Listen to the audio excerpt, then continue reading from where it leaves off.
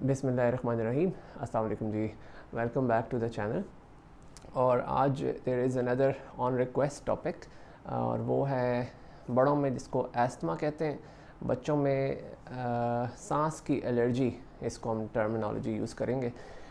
Number one तो ये कि जी ये जो दमा होता है ये बनता है 16 साल के बाद। तो अगर किसी बच्चे को किसी डॉक्टर ने आपको ये बताया है कि जी बच्चे को सांस की एलर्जी है, तो बिल्कुल भी ये मत सोचें कि उसको दमा हो गया है। ठीक, नंबर वन चीज़, दमा बनता है 16 साल के बाद। अगर किसी बच्चे को ठीक नहीं हुई सांस की एलर्जी, तो फिर आप बिल्कुल सोच सकते हैं कि ठीक है भाई, ये शायद हमें एस्थमा हो गया है, दमा हो गया है। नंबर टू ये कि एस्थमा की तरह की एलर्जी, सांस की एलर्जीज़ जो हैं वो मोस्टली फैमिलीज़ में रन करती हैं। ख़ानदानी जिसको आप कह सकते हैं, एक पुश्त छोड़ के एक पुश्त में आ सकती है। नान के दांत के दोनों साइड से, वो साथ रहने की वजह से नहीं होती, वो सिर्फ ब्लड में रन करती है, खून के ज़रिए वो आपकी जनरेशन्स में चल सकती है। तो लेकिन वो किसी के साथ रहने से या किसी का पानी पी लेने से इस तरह वो सांस की एलर्जी ट्रांसफ़र नहीं हो सकती।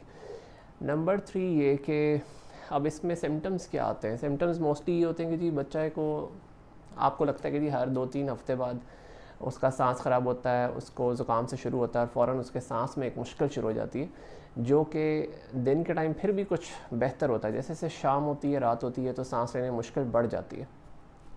और अगर आपने कोई दमे का मरीज़ देखा हो बड़ों में, तो जब वो आपके साथ भी अगर बैठे हुए हों तो उनमें सांस में एक सीटी की एक आवाज़ आती है, जिसको हम मेडिकल टर्मिनोलॉजी में कहते हैं विस्लिंग साउंड एक आती है, सीटी की एक आवाज़ उनके सांस में। जैसे वो सांस ले रहे होते हैं, छोड़ रहे होते हैं, उसमें एक सीटी बजती है, जो कि मोस्टली लोगों को अंदाज़ा आता है उस आवाज़ का। बिल्कुल वैसी ही आवाज़ बच्चों में भी आती है जब उनको सांस की एलर्जी होती है। तो ये खर खर की आवाज़ आना इज़ नॉट एन एलर्जी, लेकिन सीटी की एक आवाज़ आना और उसमें सांस में मुश्किल होना, तो वो बिल्कुल सांस की एलर्जी में एक सिम्टम होता है, साइन होता है। और अब उसमें ये प्रेजेंट किस एज पे करते हैं बच्चे, बहुत सारे बच्चों को शुरू से ही होती है, कुछ बच्चों को बाद में डेवलप होती है। लेकिन देखें 80% या 70% बच्चों को एक उम्मीद होती है कि जैसे जैसे वो बड़े होंगे, कुछ बच्चे 2.5-3 साल से आगे निकलते हैं अपनी इस एलर्जीज़ में से, वो काफ़ी हद तक निकल आते हैं। जैसे जैसे उनका इम्यून सिस्टम बेहतर होता है, वो बेहतर होते जाते हैं। और 8 साल के ऊपर हमें बड़ी एक ज़बरदस्त सी एक उम्मीद होती है कि 8 साल पे मोस्टली बच्चे ऑलमोस्ट ठीक हो जाएंगे, उनको बहुत कम सीवियर किस्म का अटैक हो सकता है। और फिर एक 16 साल पे एक ऑलमोस्ट 100% हमें होता है कि ये बच्चे इंशाल्लाह ठीक हो जाएंगे। कुछ रेयर परसेंटेजेस हैं जो परसिस्ट करती हैं। अगर फैमिलीज़ में बहुत ज़्यादा ये चीज़ रन कर रही है, दमे की तरह पेरेंट्स में भी है और ग्रैंड पेरेंट्स में भी है, तो वो फिर कंटिन्यू रह सकती है, लेकिन बहुत कम चांस है। ज़्यादातर बच्चे 8 साल नहीं तो 16 साल पे इस एलर्जी में से निकल आते हैं, they grow out of it. और इसमें जो एक ओवर द काउंटर मेडिसिन तो होती हैं, क्योंकि आपने फॉर द टाइम बीइंग तो 5-7 दिन के लिए दवाई लेनी ही पड़ती है उसको ठीक करने के लिए। और भाप का इसमें बहुत काम है, नेबुलाइज करने का। अब इसमें बहुत सारे लोगों का मिस कॉन्सेप्ट है कि जी भाप एक दफ़ा लगा दें तो वो एक पहाड़ा बन जाता है जी, उसमें हर दफ़ा करानी ही पड़ती है। लेकिन वो उसमें मैं तो अक्सर वेंटोलिन रिकमेंड नहीं करता, उसके अंदर हम इप्राट्रोपियम ब्रोमाइड रिकमेंड करते हैं, ज़्यादा सेफ़ और ज़्यादा अकॉर्डिंग टू बुक्स है।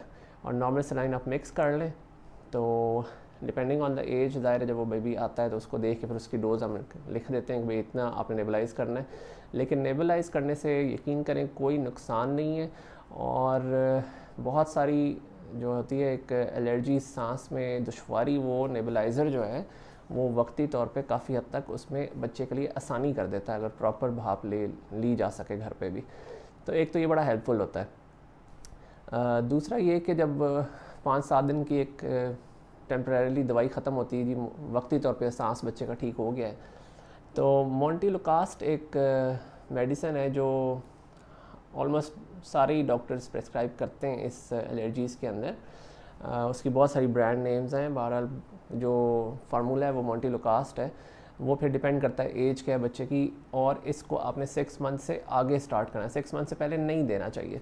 6 मंथ से आगे आप 4 mg स्टार्ट कर सकते हैं, जो कि 6 ईयर्स तक है। फिर 6 ईयर्स से आगे 5 mg है, मोस्टली 14 ईयर्स तक, 13-14 ईयर्स तक फिर आगे 10 mg है। अब जो चीज़ मिस हो जाती है इस ट्रीटमेंट में, जो कि ज़ाहिर हमारे पास प्रेस्क्रिप्शन आती रहती हैं, बहुत सारे डॉक्टर्स को दिखा के बच्चे आते हैं, तो बड़ी एक इम्पॉर्टेंट चीज़ मिस हो जाती है और वो विटामिन डी है। तो आपने अगर मेरा पहले भी वीडियोस देखी होंगी तो मैं अक्सर विटामिन डी का जिक्र करता हूँ कि एक ये मिरेकल दवाई है, बहुत सारे फ़ायदे हैं इसके। तो विटामिन डी का कोर्स इस सांस की एलर्जीज़ जिन बच्चों को होती है उनको भी लाजमी कराना चाहिए। जब भी आप विटामिन डी का उनका टेस्ट करवाएंगे तो 90% चांस है कि विटामिन डी उनका कम आएगा। तो विटामिन डी की कमी की वजह से सांस की बीमारियां ज़्यादा हो जाती हैं। तो मोंटेलोकास्ट का जब कोर्स करें तो विटामिन डी का कोर्स भी लाजमी करें, साथ 2 महीने 3 महीने उसमें इंजेक्शंस जो पीने के लिए होते हैं वो ज़रूर पिएँ 2-4। अच्छा, फिर लास्ट ऑप्शन उसमें मैं अक्सर एक वैक्सीन का भी जिक्र करता हूँ, जिसे हमने पहले भी एक वीडियो में किया था। इन्फ्लूवैक टेट्रा के नाम से आती है 3 साल से बड़े बच्चे के लिए, वैक्सीग्रिप टेट्रा के नाम से भी आती है, दोनों बाहर की वैक्सीन्स हैं।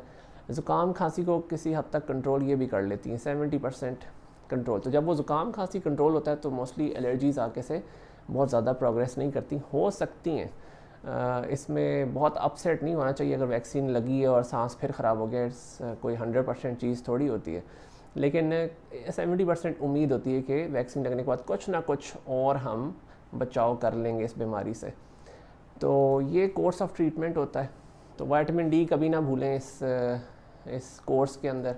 फिर ऑफ कोर्स एक एलर्जी है आपको, और एलर्जी है उड़ती हुई चीज़ों के साथ। एक बड़ा मिसकॉन्सेप्ट इसमें ये भी है कि जी बच्चे को दलिया खिलाया था, दलिया सिरिलैक खिलाने से उसको सांस ख़राब हो गया, अब हमने सिरिलैक आइंदा कभी खिलाना ही नहीं है जी। लेकिन ये भी बड़ा गलत कॉन्सेप्ट। देखें, मैं अक्सर अपने जो पेशेंट्स आते हैं उनको समझाता हूँ, देखें खुराक की नाली अलग जा रही है, सांस की नाली अलग जा रही है, दोनों रास्ते अलग हैं। अब इसमें दलिया ने तो जाना था पेट में, तो अगर दलिया ने इतनी कोई गड़बड़ करनी थी तो फिर बच्चे के पेट भी ख़राब हो जाना चाहिए था, मोशंस आ जाने चाहिए थे, उल्टियाँ। फिर चलो कुछ हम सोचते हैं सिरिलैक को हम कसूरवार ठहराते, लेकिन सिरिलैक रेशा नहीं बनाता है। प्लीज़ इस मिसकॉन्सेप्ट से भी निकलें। दही से ये यहाँ रेशा नहीं बनाता है, केला यहाँ रेशा नहीं बनाता है। तो ये सारी चीज़ें जो नेचुरल हैं ये आप बिल्कुल खा सकते हैं। सांस की एलर्जी जिस चीज़ ने करनी है वो मौसम है। जैसे अभी पिछले दिनों बाहर का मौसम गुजरा है और अभी हमारे यहाँ क्योंकि गंदम की कटाइयाँ हो रही थी, थ्रेशर चल रहा था, तो ये बड़ा पीक सीज़न होता है। बड़ों के एस्थमा के लिए उनको अटैक बार बार होता है, सांस ख़राब होता है, और बच्चों में भी जिनको सांस की एलर्जीज़ हैं वो इस मौसम में बड़ा तंग होते हैं।